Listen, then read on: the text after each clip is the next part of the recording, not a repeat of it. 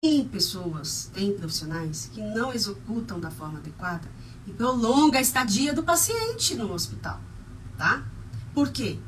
Ou foi extraviada a amostra, ou coletou de forma inadequada a quantidade, o laboratório pediu uma recoleta. Então, imagina um paciente que está aguardando um resultado para uma conduta terapêutica, uma transferência, e ele não tem naquele momento porque o procedimento foi realizado de forma inadequada, tá? Mas para você que está aqui acompanhando, com certeza não será esse profissional desastroso, tá? E sim zeloso e atencioso aí com quem necessita, tá bom? Então, eu fiz uma pergunta aqui para estimular aí, vocês a responderem. Vocês não querem arriscar, né? Não precisam ficar com medo de responder, tá, pessoal? A interação é super importante aqui para o seu próprio crescimento. Então, eu perguntei para quem chegou depois, se quando eu tenho ali, né, rompeu o sistema, então contaminou, eu usei uma agulha para coletar, mas a agulha era com calibre, né, maior, aí uma 40x12, e rompeu, começou a vazar. Nesse momento, eu posso trocar só o sistema? Essa foi a minha pergunta. Eu gostaria que vocês interagissem aqui, se sim ou se não, tá? Simples assim.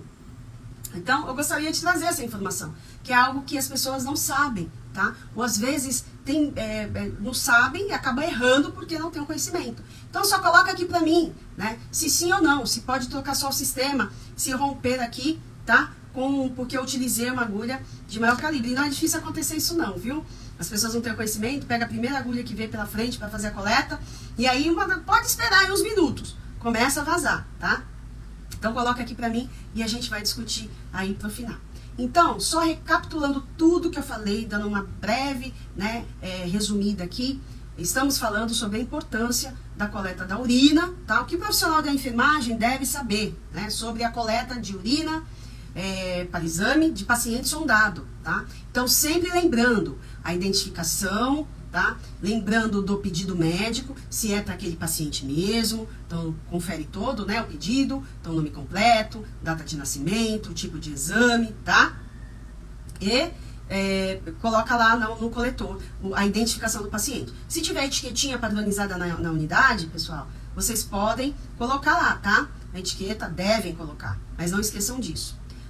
Terceira coisa importante, então, primeira, prestar atenção no pedido médico. Segunda, identificar o coletor, tá? Que você está realizando aí o exame, se for urocultura, é aquele da tampinha vermelha, geralmente é da tampinha vermelha, tá?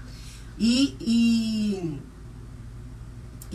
a identificação no próprio coletor e o pedido médico. Primeiro, segundo, terceiro, higienização das mãos. Quarto, preparo da bandeja. Então, você vai reunir os materiais. Aproximadamente 10 ml de urina para exame. Então, você vai reunir uma seringa de 10 ou de 20, tá?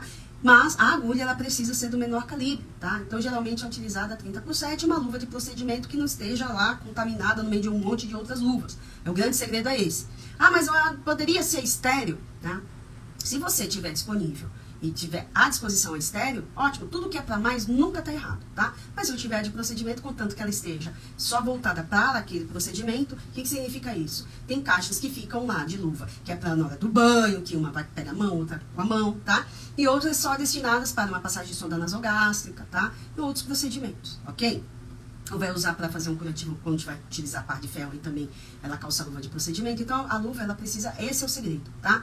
Mãos higienizadas, luva limpa, tá? E nunca, nunca, nunca deixar de fazer a antisepsia lá do injetor lateral, tá? Então, pode ser com algodão ou com gás, ou aquele suavezinho que já vem com álcool 70. Posso usar clorexidina 0,5% alcoólica? Pode, tá? Mas o álcool nosso é ótimo, tá bom? Lembrando que a bandeja precisa estar também, realizar a desinfecção na bandeja, tá? Com álcool. E aí reúne o material, clampeia, tá? Tem ali o injetor lateral, um pouquinho abaixo dele e naquele espaço, tá? Naquele extensor ali, você vai ter a concentração do volume da urina. Meia horinha, foi clampeado, fez a desinfecção ali do injetor lateral, conseguiu ali coletar 10 ml, desclampeia, ok? Não, o paciente vai reclamar para você que está com muita dor, tá? Higienização, retira as luvas, higienização das mãos, anota no prontuário do paciente o procedimento e protocola lá no livrinho que vocês encaminham para o laboratório. Eu comecei falando isso. Anotem, protocolem, porque o laboratório, às vezes, é muito exame chegando, às vezes não é por maldade, vai falar que você não entregou, tá? Então, se você anota o horário que você encaminhou, você já tem um problema a menos, ok? Então, pessoal, é isto, tá? Eu vou ver aqui, teve algumas informações, então eu perguntei, tá? Aqui para vocês interagirem comigo, se eu tenho lá um circuito. Aí eu distraí, peguei lá uma agulha de maior calibre, acabou rompendo lá o injetor lateral, né? E aquele injetor lateral ficou começando a vazar urina. Não posso, porque isso daí é o meio para o paciente adquirir uma infecção do trato urinário.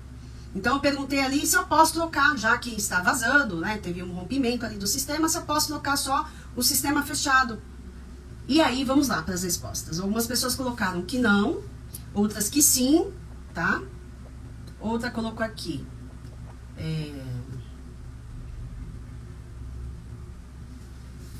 Bom, umas pessoas perguntaram aqui, fora do que eu coloquei, né? Não é a questão voltada aí para o circuito, mas você que colocou que vai começar o curso de técnico, parabéns, tá? Pela escolha. Vai se adaptar sim, já, só de escolher você já tem aí o primeiro passo. Com certeza vai se adaptar, se é o que você quer, tá?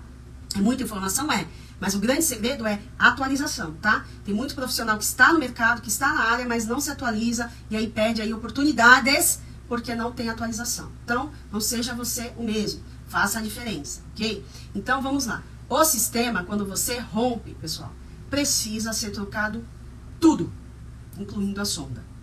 Então, eu não posso trocar só o circuito fechado. Ah, mas só foi na borrachinha, eu não posso pensar aqui a sonda rapidinho, eu desconecto ali.